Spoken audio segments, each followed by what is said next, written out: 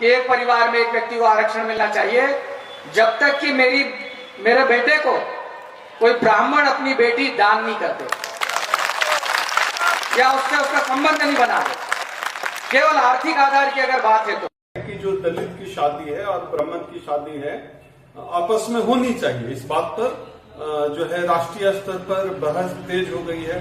तमाम TV channel अपने prime time पर जो है कल्टीवेट कर रहे थे। मैं भी एक टीवी चैनल के डिबेट पर इस मसले पर बैठा हुआ था। मैं आईएएस संतोष वर्मा जी से पूर्ण सहमति रखता हूं। यह बात तो हम कहते रहे, अगर आपको भारतीय समाज में जाति व्यवस्था को समाप्त करना है, अगर आप सच में चाहते हैं कि जाति व्यवस्था समाप्त हो, तो तमाम जातियों के बीच आपको रोटी बेटी का संबंध करना पड़ेगा।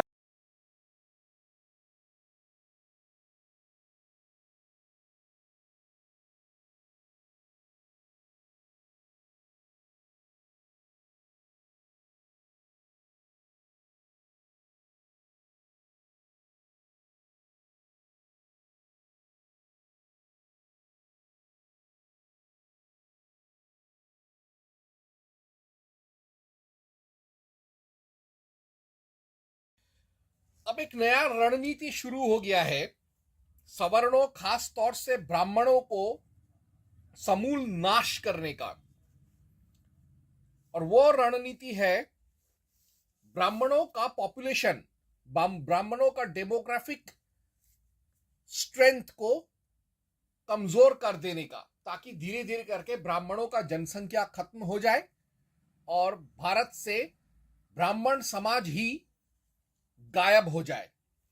तो इसी सिलसिले में आजकल एक नया ट्रेंड शुरू हुआ है कि जो मैकाउलेवादी हैं, जो मैकाउले के संतान हैं, वो आजकल यह मांग कर रहे हैं कि ब्राह्मणों को जातिवाद को मिटाने के लिए अपनी औरतों, अपनी बहू बेटियों, बहनों, भांजियों, भतीजियों, मौसियों, इन सबको दलितों, शूद्रों और भीम आर्मी के लोगों को समर्पित कर देना चाहिए शादी ब्याह और शारीरिक मौज मस्ती के लिए, ताकि जातिवाद खत्म हो जाए। और इस श्रृंखला में मैंने अभी तथाकथित आईएएस टॉपर संतोष वर्मा का एक सार्वजनिक वक्तव्य सुना।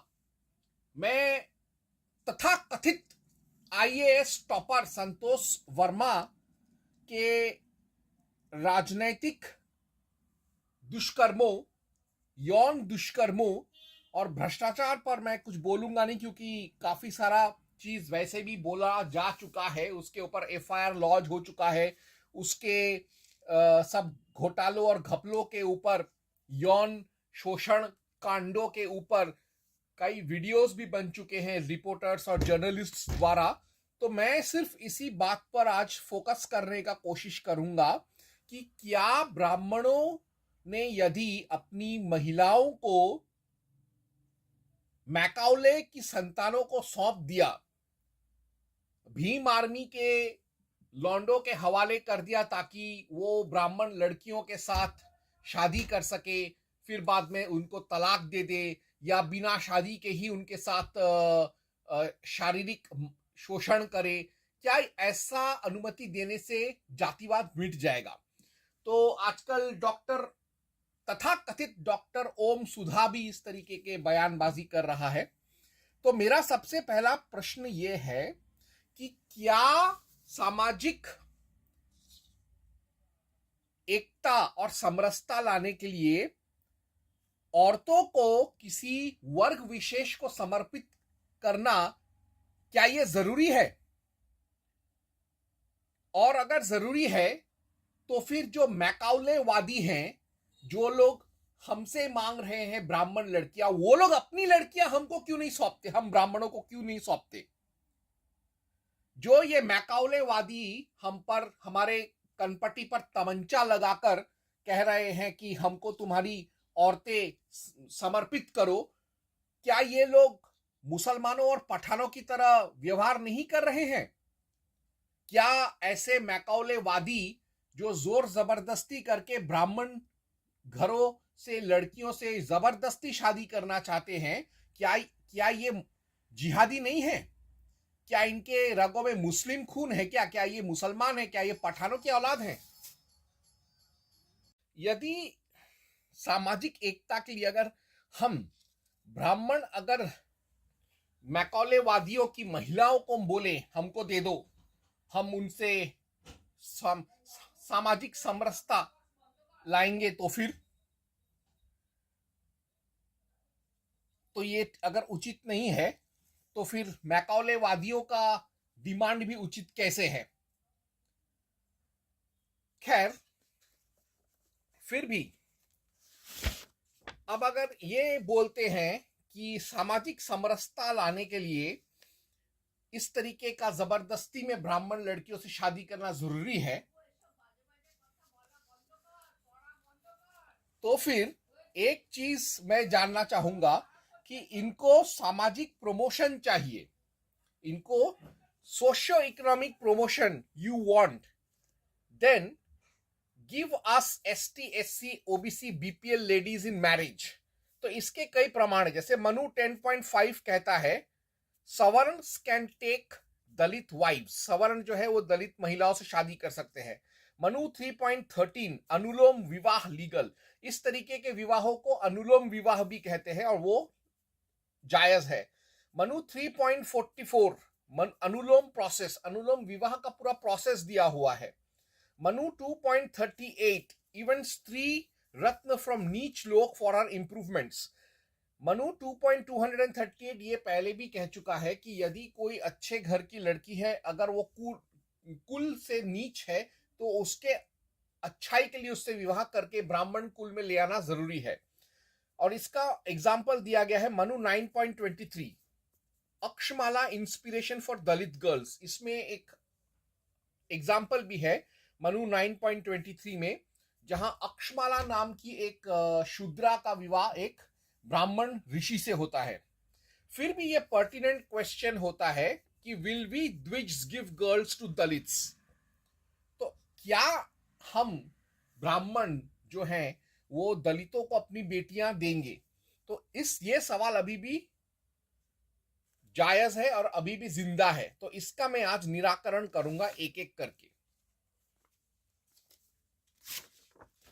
सर्वप्रथम Manu 2.136 education must for status. यदि कोई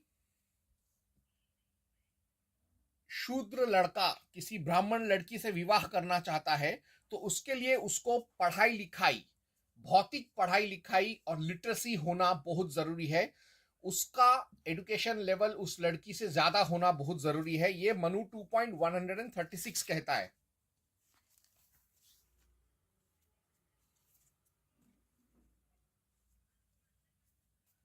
धन, मनु 2.136 धन, बंधु, आयु, कर्म और पांचवी विद्या ये मान्यता के स्थान हैं। जो जो पीछे हैं वही पहले से बड़ा है, अर्थात धन से बंधु बड़ा है इत्यादि। पाश्चात्य एजुकेशन, पाश्चात्य पढ़ाई लिखाई, भौतिक पढ़ाई लिखाई के अलावा मनु 2.154 कहता है religious studies also compulsory. Manu 2.154 ना बहुत वर्षों से, ना सफेद बालों से, ना धन से, ना भाई बंधुओं से कोई बड़ा होता है। ऋषियों ने यह धर्म किया है कि जो अंगों सहित वेद पढ़ने वाला है वही बड़ा है। यानी यदि कोई ब्राह्मण लड़की से विवाह करना चाहे, अगर कोई भीम आर्मी का कोई योद्धा, तो उसको धार्मिक और वैदिक पढ़ाई लिखाई में भी निपुण होना पड़ेगा। Manu 10.62 he must be willing to defend dharma. Manu 10.62 ये कहता है कि यदि कोई दलित किसी ब्राह्मणी से विवाह करना चाहता है तो उसको धर्म योद्धा बनने को तैयार होना पड़ेगा। गौ, ब्राह्मण, हिंदू धर्म और स्त्री जाति और ब्राह्मण जाति के रक्षा के लिए वो हमेशा तत्पर रहे, तन मन धन से। मनु 10.62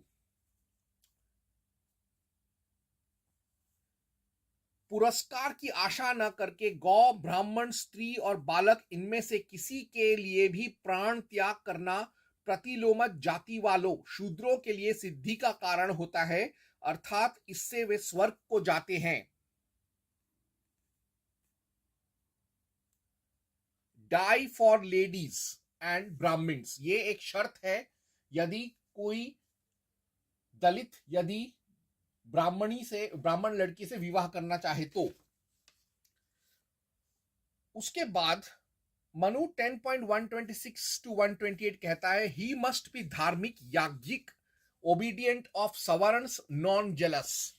यानी मनु 10.126 to 128 ये कहता है कि अगर कोई दलित लड़का किसी ब्राह्मण की बेटी से विवाह करना चाहता है तो उसको ब्राह्मणों का मित्र होना पड़ेगा, उसे धार्मिक होना पड़ेगा, उसको कर्मकांडीय होना पड़ेगा, उसको याज्ञिक होना पड़ेगा, उसको धर्मनिष्ठ होना पड़ेगा और वह सदैव धर्म की सेवा करने में तत्पर रहे ऐसा प्रवृत्ति होना पड़ेगा और उसके अंदर ईर्ष्या नहीं होना पड़ेगा।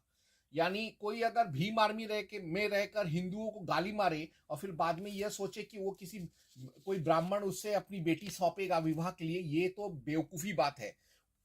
तो मैं अभी पढ़ रहा हूं मनु 10.126 to 128।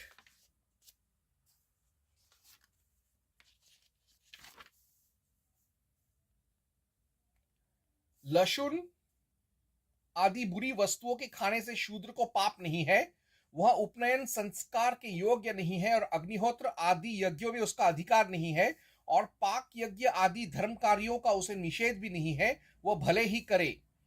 धर्मज्ञ और धर्म के अभिलाषी तथा सत्पुरुषों कैसे आचरण करने वाले शूद्र पंच महायज्ञों को मंत्र रहित करने से निंदनीय नहीं होते, वरन उसकी प्रशंसा ही होती है।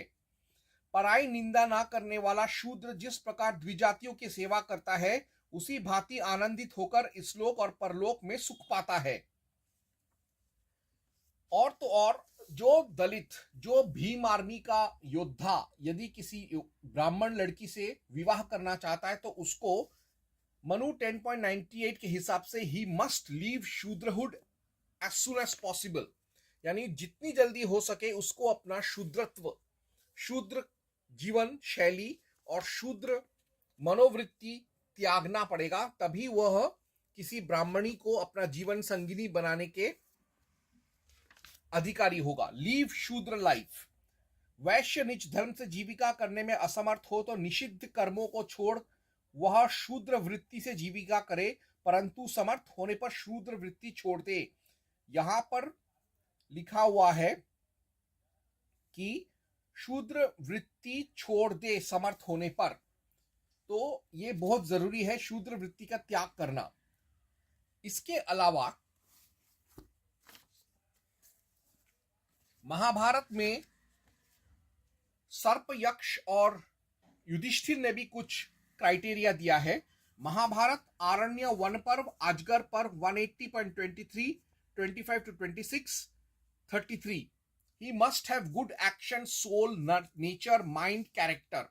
यानी जस्ट बिकॉज कि कोई भीम आर्मी का कोई दबंग है और वो किसी ब्राह्मण लड़की से विवाह करना चाहता है तो उसको विवाह करने का अनुमति नहीं मिलेगा। कुछ वर्ष पहले पटना में एक दलित युवक ने एक ब्राह्मण लड़की से विवाह करने का प्रस्ताव किया था, जबरदस्ती कर रहा था, लड़की ने मना किया तो लड़की और उसके घर वालों को उसने सामूहिक हत्या कर दिया उन लोगों का। तो इस तरीके का कांड हम बर्दाश्त नहीं कर सकते। यदि कोई दलित अगर किसी ब्राह्मण लड़की से विवाह करना चाहता है तो उसको अपना पहले चरित्र, स्वभाव और मेंटालिटी को बदलना पड़ेगा, उसको पॉजिटिव बनाना पड़ेगा। तो अभी मैं पढ़ रहा हूं महाभारत आरण्य वन पर्व, अजगर पर्व 180.23, 25 to 26, 33। सर्प बोला, युधिष्ठिर, सत्य एवं प्रमाणभूत ब्रह्म तो चारों वर्णों के लिए हितकर है। सत्य, दान, अक्रोध, क्रूरता का अभाव, अहिंसा और दया आदि सद्गुण तो शूद्रों में भी रहते हैं। युधिष्ठिर ने कहा, यदि शूद्र में सत्य आदि उपयुक्त लक्षण हैं और ब्राह्मण में नहीं है तो वह शूद्र नहीं है और वह ब्राह्मण नहीं है। सर्प, जिसमें ये सत्य आदि लक्षण मौजूद हो वह ब्राह्मण माना गया है और जिसमें इन लक्षणों का अभाव हो उसे शूद्र कहना चाहिए।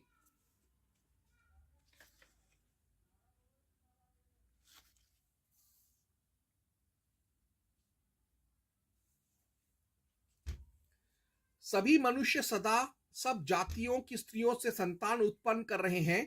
वाणी, मैथुन तथा जन्म और मरण ये सब मनुष्यों में एक से देखे जाते हैं। इस विषय में यह आर्ष प्रमाण भी मिलता है। हे ये यजामहे, यह श्रुति जाति का निश्चय न होने के कारण ही जो हम लोग यज्ञ कर रहे हैं ऐसा सामान्य रूप से निर्देश करती है। इसीलिए जो तत्वदर्शी विद्वान हैं वे शील को ही प्रधानता देते हैं और उसे ही अभिष्ट मानते हैं। इसके साथ साथ ब्रह्मवैवर्त महापुराण ब्रह्मखंड 10.134 to 137 कहता है, religious knowledge at least Puranas mandatory. ठीक है, उसके पास वैदिक ज्ञान भले ना हो, उसके पास आधुनिक ज्ञान है, उसके पास मॉडर्न डिग्रीज हैं, वैदिक ज्ञान नहीं है, चलो मान लिया, लेकिन उसके पास कम से कम पुराणों और दूसरे शास्त्रों का कुछ ना कुछ, खास तौर से पुराण जैसे बहुत ही सरल ग्रंथों का ज्ञान तो उसके पास होना ही चाहिए। इसका प्रमाण मिलता है ब्रह्मवैवर्त महापुराण ब्रह्मखंड 10.134 to 137। एक पुरुष ब्राह्मणों के यज्ञ में यज्ञ कुंड से उत्पन्न हुआ, वह धर्मवक्ता सूत कहलाया। वही धर्मवक्ता सूत हमारा सूतों का पूर्वज है। कृपा निधान ब्रह्मा ने उसे पुराण का अध्ययन कराया। इस प्रकार वही यज्ञ कुंड से उत्पन्न सूत पुराणों का वक्ता हुआ। सूत के वीर्य द्वारा वैश्य की स्त्री से एक पुरुष उत्पन्न हुआ जो अत्यंत वक्ता था।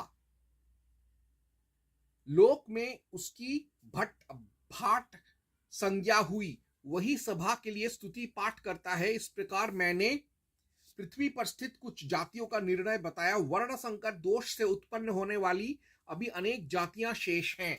यानी यहां पर देखने को मिल रहा है कि एक सूत है, यानी एक रथकर है, जैसे कर्ण का बाप सूत था, वह ब्रह्मा के कृपा से पुराणों में पारंगत हुआ और फिर बाद में उसने प्रतिलोम विवाह किया। अपने से ऊंची जाति के बनिया या वैश्य लड़की से कानूनन विवाह किया और उससे भाट या भट्ट संप्रदाय ने जन्म लिया, जो कि कई कई जगहों पर ब्राह्मण भी माने जाते हैं अपने कर्मों से। तो यदि ये एक एग्जाम्पल है ब्रह्मवैवर्त पुराण से, एक प्रैक्टिकल एग्जाम्पल, जहां पर एक नीची जाति का तथाकथित दलित या शूद्र पुराणों का कम से कम पढ़ाई करके धर्म में पारंगत होकर अपने से ऊंची जाति की लड़की से विवाह करके समाज में इज्जत पाता है अपनी पत्नी और अपने बच्चों के लिए। लेकिन एक सवाल आता है कि जैसे कुछ लोग, एक फिल्म बना था तांडव, उसमें दिखाया गया था कि एक दलित लड़का एक ब्राह्मण लड़की से शादी करता है, फिर तलाक दे देता है और वो अंत में कोर्ट में तलाक के वक्त मजाक भी करता है कि मैंने इतने सालों के जो हमारा मतलब दलितों और ब्राह्मणों के बीच में जो युद्ध चल रहा था, सामाजिक युद्ध चल रहा था, उसके हिसाब से उसका बदला लेने के लिए मैंने तेरे से शादी किया, तेरा शोषण किया और तेरे को छोड़ रहा हूं। अगर किसी ऐसे मैकाउलेवादी का अगर ऐसा मंशा है कि वह शादी तो नहीं करेगा लेकिन ब्राह्मण लड़की से सिर्फ शारीरिक शोषण करेगा, यौन उत्पीड़न करेगा, तो उसके लिए भी सजा है मनु 9.22 में। तो उसको मैं बाद में बोलूंगा, लेकिन पहले तो मैं बता दूं कि अगर ये सारे क्राइटेरिया पूरा नहीं करता है कोई भीम आर्मी का सुपर योद्धा, अगर वो अच्छा व्यक्ति नहीं है, तो वो कभी भी ब्राह्मण कुल में अपना रिश्ता नहीं जोड़ सकता। क्यों? क्योंकि मनु 9.22 कहता है woman becomes like her husband and in laws. यानी अगर किसी ब्राह्मण लड़की का विवाह किसी खराब कुल में करा दिया गया तो वो भी कुछ कम से कम 1 वर्ष के अंदर ही वो भी उनके जैसे ही बकवास महिला, बकवास प्राणी बन जाएगी। तो ये चीज लिखा हुआ है मनु 9.22 में। मैं अभी उसको पढ़ूंगा। जैसे नदी का जल समुद्र में मिलने से खारी हो जाता है, उसी भांति स्त्रियां भी अच्छे व बुरे मनुष्य के साथ विवाह होने से उन्हीं के समान गुणयुक्त हो जाती हैं। और आगे मनु 3.6 to 7 कहता है खास तौर पे never ally with demons and demonic clans. Manu पहले ही कह देता है कि जब विवाह का प्रसंग उठे तो किसी भी ऐसे कुल के लड़के या लड़की से विवाह नहीं करना चाहिए जिनमें पिशाची, राक्षसी या आसुरी गुण हो, दुर्गुण हो।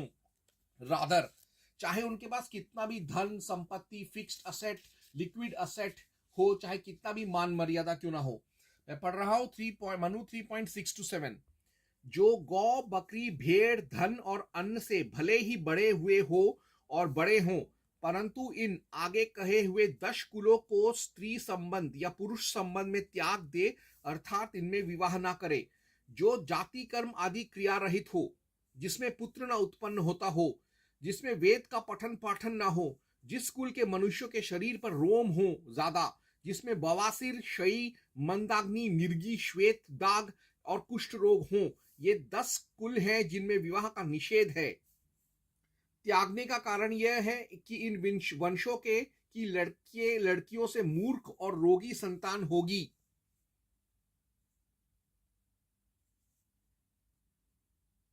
आगे कन्या का निषेध करते हैं, यानी ऐसे वर और वधू को इन परिवारों से नहीं लेना चाहिए। उसमें से एक है कि जिसमें पठन पाठन ना हो, जो जाति कर्म आदि क्रिया रहित हो, यानी जो लोग धर्मद्रोही हैं, राष्ट्रद्रोही हैं, जो हमेशा हिंदुओं को गाली मारते हैं, ब्राह्मणों को गाली मारते हैं, धर्मशास्त्रों को गाली मारते हैं, धर्म कर्मकांडों को गाली मारते हैं, इनका मजाक उड़ाते हैं, इनका अपमान करते हैं, ऐसे कुल के किसी भी भीम आर्मी के दबंग के साथ कभी भी कोई ब्राह्मण अपनी बेटी का ब्याह नहीं करा सकता, सोच भी नहीं सकता। और तो और मनु 9.89 कहता है कि we don't marry off daughters randomly. Brahmin जो होता है वो अपनी बेटी की शादी बहुत ही सोच समझ के करता है। बेटी का उम्र हो गया तो जल्दी जल्दी शादी कर रहा, तो इसलिए किसी भी लफंगे के साथ उसकी शादी नहीं कराते। तो भले ही एक भीम आर्मी का योद्धा बहुत अमीर हो, लेकिन अगर वो छपरी है तो उसके साथ कभी कोई ब्राह्मण परिवार रिश्ता नहीं जोड़ेगा। मैं पढ़ रहा हूं मनु 9.89।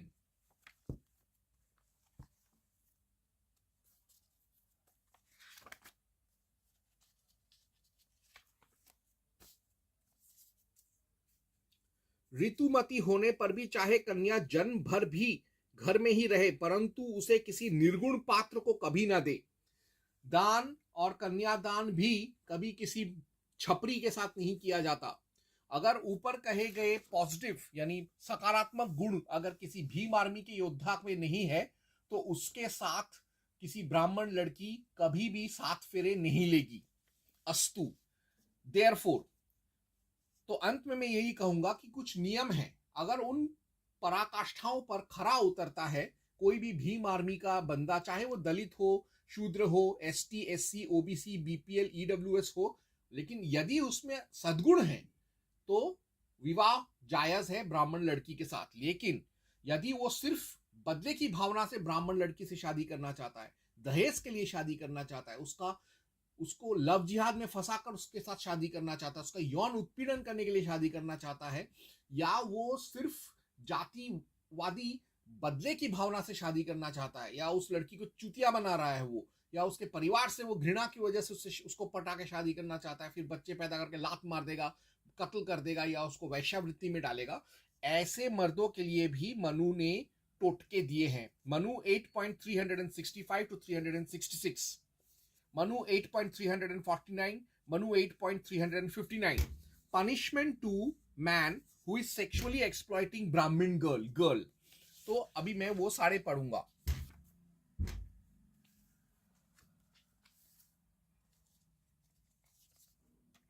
सर्वप्रथम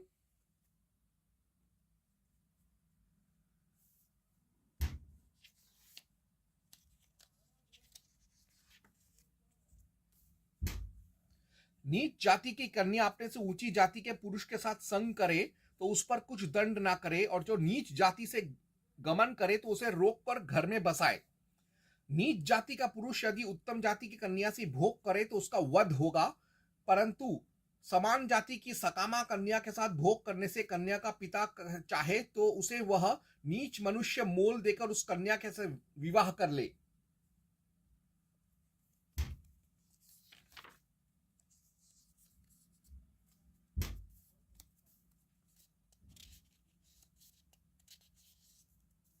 आगे, यदि अब्राह्मण उक्त रीति से अकामा ब्राह्मणी का संग्रहण करे तो उसे वध दंड होगा, क्योंकि चारों वर्णों को चाहिए कि भार्या को अत्यंत रक्षित रखे। अंत, अब द्विजों के धर्म का जब द्विजों के धर्म का मार्ग रुके अथवा समय के प्रभाव से आश्रम वालों का वर्ण विप्लव होने लगे, उस समय अपनी रक्षा के लिए तथा दक्षिणा, धन, गौ आदि हरने के समय युद्ध में स्त्रियों तथा ब्राह्मणों की रक्षा के लिए द्विजाति भी शस्त्र ग्रहण करे, क्योंकि धर्म के युद्ध में शत्रुओं को मारता हुआ कोई दोष का भागी नहीं होता। दूसरे के मारने में भी यहां साहस का दंड नहीं करना चाहिए। यानी अगर कोई भीम आर्मी का कोई जाबाज योद्धा जिहादी अगर जातंकवादी हिंसा करने के लिए ब्राह्मण लड़की के पीछे पड़ जाए, हाथ धोकर, नहा धोकर, तो उसका वध अगर कोई कर देता है उसके लड़की के परिवार में से, तो उसे यज्ञ में पशु बलि की तरह माना जाएगा। तो यानी मैंने आज साबित कर दिया कि हाँ, अगर कोई दलित लड़के में अगर अच्छे गुण हैं, अच्छा लड़का, अच्छा कमाता है, अच्छा ज्ञान है, अच्छा स्वभाव है, अच्छा चरित्र है, अच्छा मनोवृत्ति है, अच्छे कर्म है, अच्छा जीवन यापन करता है, अगर वो अच्छा व्यवसाय में है, अच्छा किसी प्रोफेशन ऑक्यूपेशन में है, बिजनेस में है, तो उसके साथ ब्राह्मण लड़की विवाह करेगी, उसके घर वाले भी उसका सखुशी विवाह करा देंगे। लेकिन अगर वो लड़का बुरा है, राक्षस है, तो फिर नहीं होगा ये विवाह। ये तो एक लॉजिकल बात है। एक अच्छे घर की लड़की कभी किसी पंक्चर वाले, रिक्शा वाले, ऑटो ड्राइवर के साथ भाग के शादी नहीं कर सकती, और ना ही उसके परिवार वाले इसकी अनुमति देंगे। ये एक स्वाभाविक बात है। दलितों में भी अगर हम देखें, अगर एक दलित है जो बैंक का मैनेजर है, उसकी वो अपनी बेटी का विवाह किसी पंक्चर वाले से तो नहीं करेगा ना। तो वैसे ही बात है। यही बात पुराने जमाने में मनु में भी है। तो आई होप आज मैंने साबित कर दिया कि ये सवाल जो है कि क्या ब्राह्मण अपनी लड़की किसी दलित को देगा, हाँ दे सकता है, लेकिन उसके कुछ पॉजिटिव मेरिट्स होने चाहिए उस लड़के में, और अगर नहीं है तो नहीं देगा। सीधी सी बात है। ओम हं हनुमते नमः।